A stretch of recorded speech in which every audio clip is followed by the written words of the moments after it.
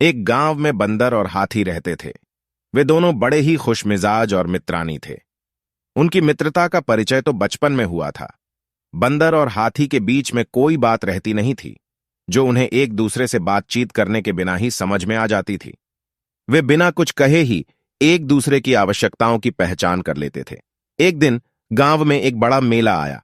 बंदर बहुत उत्साहित था क्योंकि उसे मेले में बहुत सारे मिठाई मिलती थी।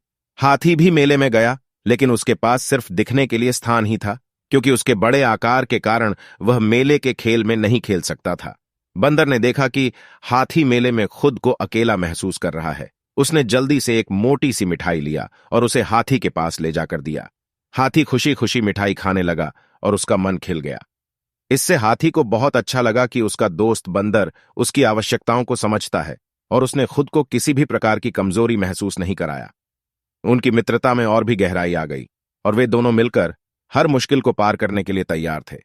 इस कहानी से हमें यह सीख मिलती है कि सच्ची मित्रता में कोई भी आकार और रूप नहीं होता, और अगर हम दूसरों की आवश्यकताओं को समझते हैं तो हम सच्चे मित्र बन सकते हैं।